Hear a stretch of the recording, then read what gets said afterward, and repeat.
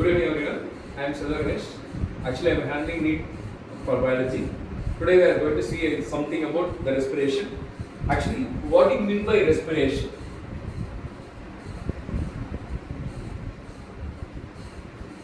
What do you mean by respiration?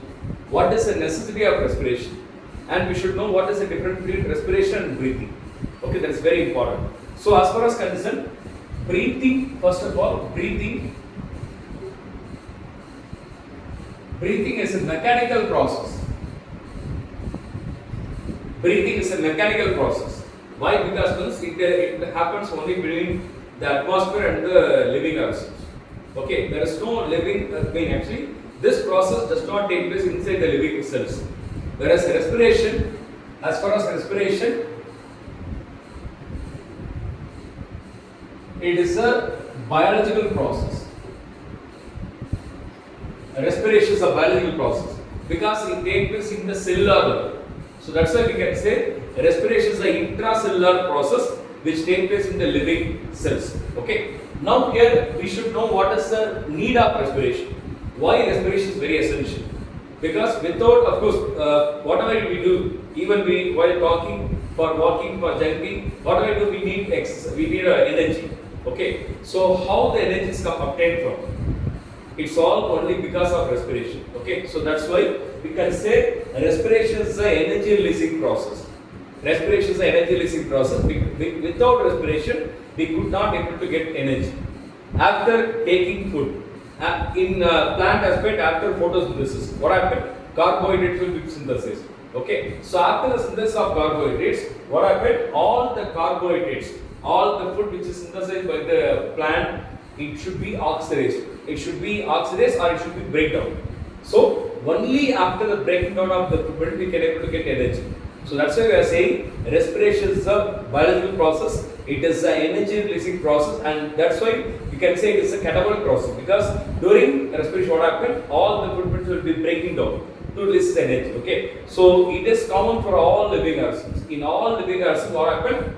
During respiration only the food will be breaking down to release energy. Okay, so that's why we can say respiration is a biological process. It is an energy releasing process. It is an energy releasing process, and it is a catabolic process. It is a catabolic process. Only during this respiration we can able to get energy. Now, based on the presence of oxygen, most of the organisms they will do the respiration only in the presence of oxygen. Because during respiration what happens? Oxygen will be taken in and carbon dioxide will be released. Okay. So in the presence of respiration, oxygen only the respiration takes place. But very rarely some organisms they can able to break the food minerals even in the absence of oxygen.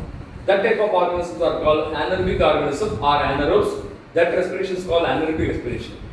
And most of the organisms they will undergo aerobic respiration. The reason because only in aerobic respiration more amount of energy will be released. Only in aerobic respiration more amount of energy will be released, whereas in anaerobic respiration less amount of energy will be released.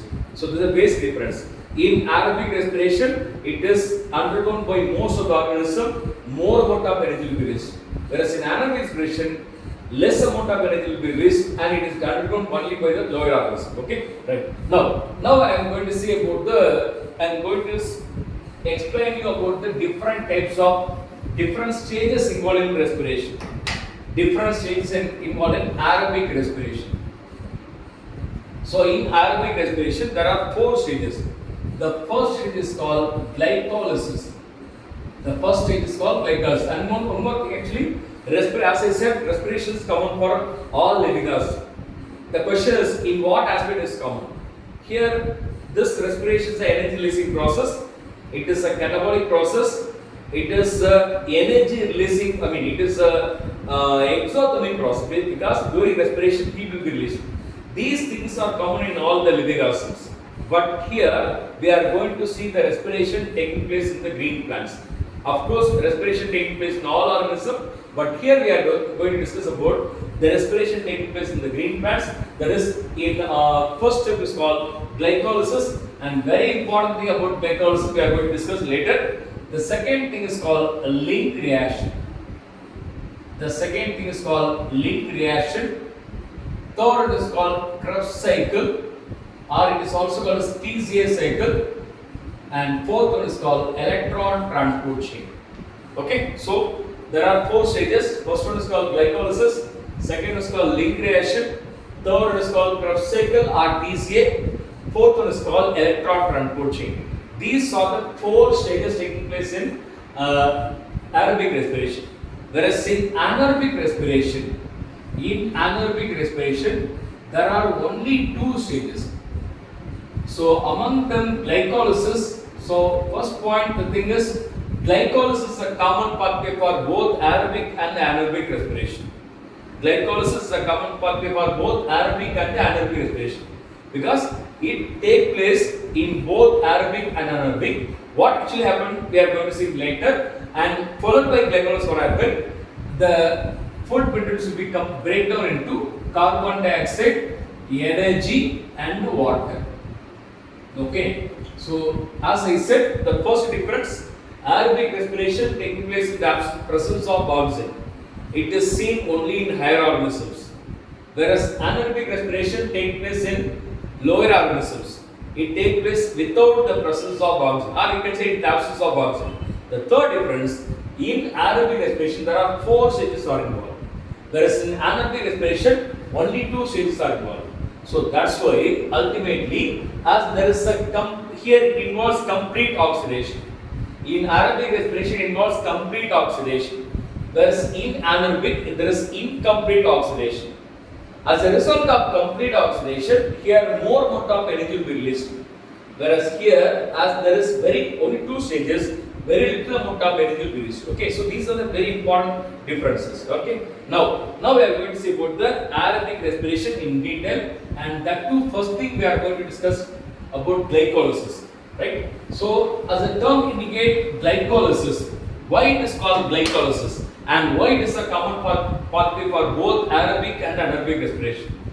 So, first one we shall see about glycolysis. Glycolysis. Okay, so here we can split. Glyco refers to glucose or speed. Lysis refers to breaking down. Okay, so clear? Listen. Glyco refers to speed. Lysis refers to breaking down. Okay, so in some book had been given glycolysis refers to speed splitting. Speed splitting. Why? Because means here only the glucose. We know glucose is the product of photosynthesis. Of course, carbohydrates and glucose, it is a 6 carbon compound. So here the 6 carbon glucose molecule, will breaking down into two molecules of 3 carbon compound called pyruvic acid, or we can say pyruvate. 2 molecules of pyruvic acid is called pyruvic acid or pyruvate. It is called glycolysis. Okay, so in glycolysis, one compound, which is the one compound, the 6 carbon glucose will be breaking down into 2 molecules of 3 carbon compound called pyruvic acid is called glycolysis. Right? So as it is the first stage, it is occurring both in aerobic and anaerobic respiration. And first of all, this glycolysis was identified by, it was first discovered by the 3 scientists, namely Emden, Meyerhoff, and the third scientist Parnas. Okay, so this glycolysis was discovered by the 3 scientists Emden, Meyerhoff, and Parnas.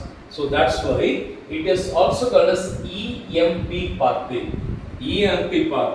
And moreover, they have discovered this EMP pathway, this glycolysis in yeast. And moreover, this glycolysis, they found that this glycolysis takes place only in the cytoplasm. Just listen. Actually, what actually happened? Glycolysis is a pathway. As I said, it is a common pathway. It will occur both in aerobic organisms and also in anaerobic organisms. Both in aerobic respiration and also in anaerobic respiration. The reason because is here only the glucose will be breaking down to 2 molecules of 3 carbon compound called pyruvic acid. And later, as it occurs in cytoplasm, It occurs in both aerobics and anaerobic organisms. And it was discovered by the three scientists. That's why it's called EMP pathway. And it also occurred because they are found in yeast. Okay. Now, so here in glycolysis there are two stages. So this is an intro for glycolysis, and glycolysis consists of two stages. There are two stages of glycolysis. Namely, the first stage is called hexose phase. The second phase is called triose phase. Okay, there are two stages, namely hexose phase and triose phase. Why it is called hexose phase? Because here it involves 6 carbon glucose or 6 carbon sugar. Why it is called triose? Because it's called 3 carbon sugar. So glycolysis, there are two stages. The entire process, there are 10 steps involved in glycolysis. The entire process of glycolysis is divided into two phases, two levels. The first level is called, first phase is called hexose phase, and the second phase is called triose phase. The reason, because here in hexose phase 6 carbon glucose or 6 carbon sugar molecules are involved, whereas in triose phase 3 carbon sugar molecules are involved. Okay, this is the first thing to be kept in mind. And the second thing, this hexose phase is also called as, it is also called as preparatory phase. It is also called as preparatory phase. Okay, whereas the triose phase is called payoff phase. Okay, so the hexose phase is called preparatory phase and the triose phase is called payoff phase. So that's why there are two phases, namely hexose and triose phase. The hexose phase is called preparatory phase and the triose phase is called payoff phase. Okay, now we are going to discuss about the preparatory phase alone. First of all, we are going to discuss about preparatory phase. What actually happens in preparatory phase? The first thing, glucose, it is a 6 carbon compound. The first stage, in the first stage what happened? The glucose will be undergoing phosphorylation. Okay, so the first step, as I said, there are 10 steps. In the first step what happened? The glucose molecule, it is a 6 carbon compound. I am mentioning here, it is a 6 carbon compound. The 6 carbon compound, glucose, will be phosphorylated. Again, it is also 6 carbon compound. Will be phosphorylated to form glucose 6 phosphate. Here, the process is called phosphorylation. The process is called phosphorylation. It is a first step. What actually happened during phosphorylation? Here, 1 molecules of ATP will be consumed. Okay, so here actually the glucose, it is a first step. In the first step, the glucose will be phosphorylated to form glucose 6 phosphate in the presence of an enzyme called hexokinase. In the presence of an enzyme called hexokinase. So please keep in mind the first step, phosphorylation. The enzyme involved is called hexokinase. What actually happened? 1 ATP will be consumed. That's why the glucose by consuming 1 phosphate becomes glucose 6 phosphate. It is the first step. Now coming to the second step. What happened? Here the glucose 6 phosphate undergo isomerization. What does it mean for isomerization? Isomerization, nothing but here the glucose 6 phosphate undergo phosphorylation. The glucose 6 phosphate undergo isomerization.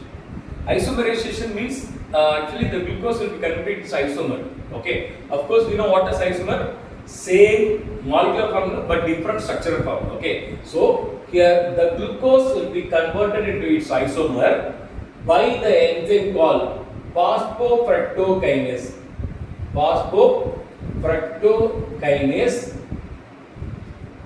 The process is called isomerization. Okay. Now the third step. So first process is called phosphorylation. the second step is called isomerization, and third, once again, phosphorylation. The third, once again, phosphorylation. So here the fructose is phosphorylated to form fructose 1,6-bisphosphate. Fructose 1,6-bisphosphate. Here also the same thing. As a result of phosphorylation, what happened? One molecule of ATP is consumed.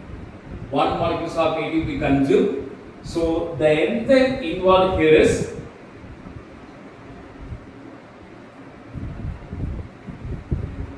phosphokinase. Okay. Now the next step, what happened? This fructose 1,6-bisphosphate. The fructose 1,6-bisphosphate will undergo.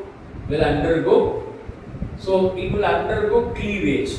It will undergo cleavage to form. So here this will undergo cleavage to form glycerolate 3-phosphate and dihydroxyacetone phosphate. So the fructose 1,6-bisphosphate undergo cleavage. They undergo cleavage to form glycerolate 3-phosphate and dihydroxyacetone phosphate. So these are the two again isomers, and these are two trioses. Okay. So the enzyme involved is fructose 1, so this enzyme involved is aldolase. The enzyme involved here is aldolase. The aldolase enzyme only causes the breaking down, causes the cleavage of fructose 1,6-bisphosphate into dihydroxyacetone phosphate and glycerolate 3-phosphate. Again, these two are isomers. So, as probably what happened, as these two are isomers, they are interconvertible.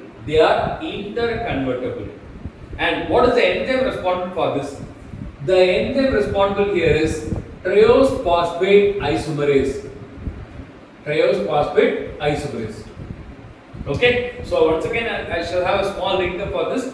The first step, glucose undergo phosphorylation to form glucose 6-phosphate in the presence of the enzyme called hexokinase.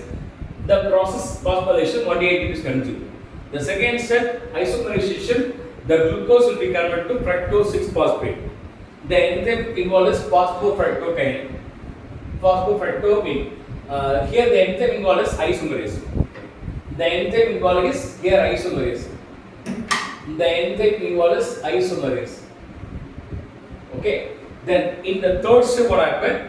The fructose 6-phosphate again undergo isomer phosphorylation. Second phosphorylation. So far 2 ATP is consumed. And in the fourth step, what happened? The fructose 1,6-bisphosphate, they undergo cleavage to form glycerolate 3-phosphate and dihydroxyacetone phosphate. Again, these two are isomers. So that's why this interconversion is catalyzed by the enzyme triose phosphate isomerase. So keep in mind, here fructose 1,6-bisphosphate is cleaved into glycerolate 3-phosphate and dihydroxyacetone phosphate by the enzyme aldolase, whereas this isomers are interconvertible. It is catalyzed by the enzyme triose isomerase. Okay. Now, so up to this is a hexose phase. Why it is called hexose phase? Up to here, 6 carbon compounds are involved. 6 carbon sugar are involved up to here. So that's why it is called hexose phase, and it is a preparatory phase. The question will be asking, what are the product of hexose phase of glycolysis? If they are asking specifically, what are the product of hexose phase of glycolysis? The answer is 1 molecule of glycerolate 3-phosphate and 1 molecule of dihydroxyacetone phosphate. Later, what happened? Again, the next step continues. So far we have seen 5 steps up to hexose phase. Now, in the 6th step, what happened? This glycerolate 3-phosphate undergo phosphorylation and also oxidation. Phosphorylation and also oxidation. As a result of this, what happened? This glycerolate 3-phosphate converted to 1,3-bisphosphoglyceric acid. 1,3-bisphosphoglyceric acid. 1,3-bisphosphoglyceric acid. So here oxidation and also phosphorylation taking place. The second step, in the next step of triospace is this 1,3-bisphosphoglyceric acid undergo dephosphorylation. So this is very, very important. Here only, first of all, dephosphorylation taking place. What is dephosphorylation? Removal of phosphate from the substrate. And it is also called as SLP. What is SLP? Substrate level phosphorylation or direct phosphorylation. Okay, so very, very important this step. What actually happened in this step? 1,3-bisphosphoglyceric acid is dephosphorylated to form 3-phosphoglyceric acid. 3-phosphoglyceric acid. Okay, and in this step, directly 1 ATP will be consumed. 1 ATP will be formed, will be gained. So that's why it is called substrate level phosphorylation, SLP. The question will be asked, in glycolysis, how many SLP are formed? How many SLP occurs? Or it is also called as direct phosphorylation. Okay. Now, in the next step, this 3-phosphoglyceric acid is undergo mutation to form 2-phosphoglyceric acid. 2-phosphoglyceric acid. Okay. So here, what actually happened? Here they undergo mutation. What is mutation? Simply the third carbon atom. Actually, the phosphate is attached to the third carbon will be shifted to the second carbon atom. This is called mutation. Okay, and it is followed by, I am just noting down here. It is followed by enolation process. What is enolation? Again, very, very important. The removal of water molecule from the removal of water molecule is called enolation. The removal of water molecule is called enolation. This, as a result of this, what happened? It becomes phosphoenol pyruvic acid. Phosphoenol pyruvic acid. Later, again, the next SLP. As I said, in glycolysis there are 2 SLP happens. 2 direct phosphorylation occurs. One in between the conversion of 1,3-bisphosphoglyceric acid to form 3-phosphoglyceric acid. And next, in the 9th step, the conversion of phosphoenol pyruvic acid to pyruvic acid or pyruvate. Here also 1 ATP will be released from the substrate. So here also there is a process of SLP. What is SLP? Direct phosphorylation or substrate phosphorylation occurs. Okay. Later, this pyruvic acid, it is a stable compound. Actually, what is the end product of glycolysis? If they are asking what is the end product of glycolysis, we can say 2 molecules of pyruvic acid. 2 molecules of pyruvic acid. So totally, as I said, in glycolysis there are 10 steps. Among the 10 steps, up to the 5 steps, it includes or it comprises in exose phase. 6th to 10th step, it includes triospace. Totally there are 10 steps. Okay. So what are the questions? Possible question here means the first question actually regarding the introduction. What is defined glycolysis? Who first discovered glycolysis? Where glycolysis occurred? Where they first of all discovered the glycolysis, that at all. And the thing, what are the product of glycolysis? What is the end product of glycolysis? 2 molecules of pyruvic acid. Later the question, how many SLP occur in glycolysis? 2 SLP occur. So they will be asking, where SLP occur? During the conversion of which to which, or during the formation of. Okay, so if they are asking, the SLP is formed, the SLP occurs during the conversion of 1,3-bisphosphoglyceric acid to 3-phosphoglyceric acid. Or they will be asking, during the formation of what the SLP occurs. That like. And the last thing, what are the end product of glycolysis? 2 molecules of pyruvic acid is the end product of glycolysis. Okay, so this is about the glycolysis. After glycolysis, what happened? The entire glycolysis taking place in cytoplasm. Once glycolysis is over, in aerobic respiration, the pyruvic acid or pyruvate will be shifted to mitochondria in order to undergo the next process called link reaction, where oxidative decarboxylation occurs. If it is anaerobic organisms, after glycolysis, in the cytoplasm itself, what happened?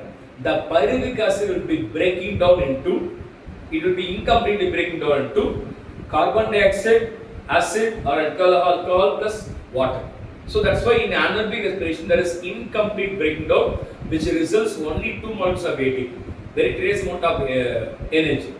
Whereas in aerobic organisms, after glycolysis it undergoes 3 more stages: link reaction, Krebs cycle and electron transport chain. So ultimately it results in 38 ATP molecules. So comparatively in aerobic respiration, as there are 4 stages, there is more amount of energy released. Whereas in anaerobic, as there are only 2 stages, little amount of energy released. Okay, so next class we shall pass on to this next process. Thank you.